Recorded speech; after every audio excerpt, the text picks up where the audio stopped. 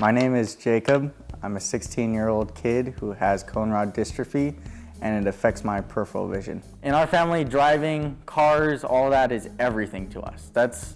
If there's one thing that I can say that can describe either the Santiagos or the Thomas families, is it's all about the cars. Cars are everything. If you had a car, your freedom. So when I found out I had an eye disease and I probably wasn't going to be able to drive, it crushed me. It took a lot of years of convincing to my parents to let me get a car. And after they did say it was okay, like a symbol of hope. It's almost more respect that you get, and it helps you try to live your life more than what they tell you it's going to be. Jacob has a condition called cone rod dystrophy, which is a genetic condition. It's very hard to diagnose. It's a condition that causes him to have problems with his central vision and also his peripheral vision. It gives him light sensitivity so that he needs to have sunglasses to be worn all the time. A lot of times it affects the way and how you function in society. People look at you differently than normal, and it can kind of cause a little bit of stress sometimes. And schoolwork and all that stuff, it gets piled up easy because you don't always have the necessary vision to complete the assignments that you were told to do. School over the years, they've helped more and more every year as they've gotten the flow of things, because as you can imagine, there's not very many visually impaired kids out walking around.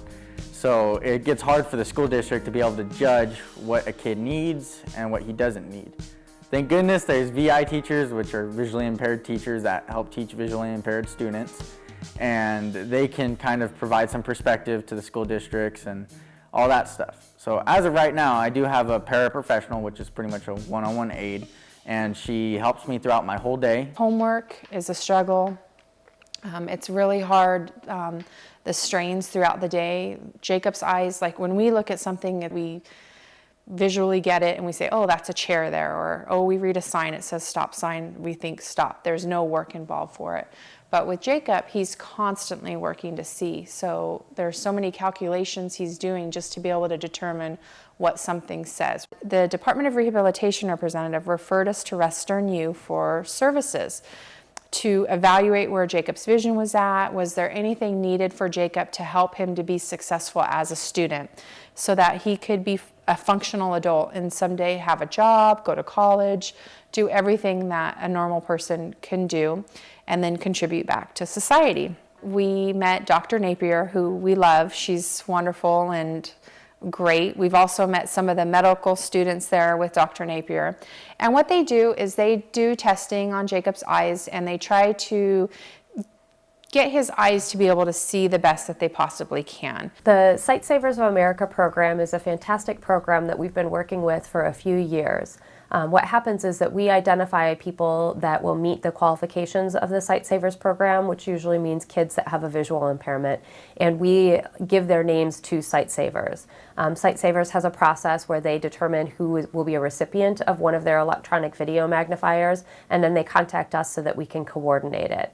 I'm very pleased that Jacob has been selected as part of the program for Sight Savers, as I think that he'll really benefit from the electronic video magnifier that they're providing. The EVM, I use it a lot of time for papers that are not as big as I would like them to be, and I usually use it at nighttime when I have the least of my vision.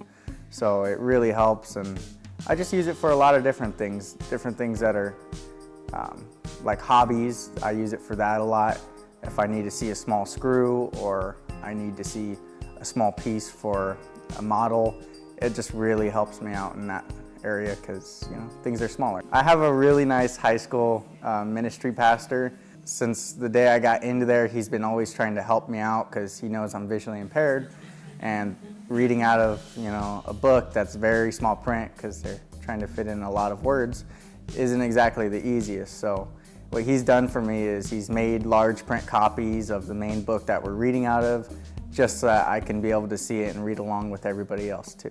It's interesting as a mom having a kid who's visually impaired because you feel every struggle even stronger. For example, if he's using a cane, a mobility cane, Sometimes people are fearful of that or don't understand it or they have questions.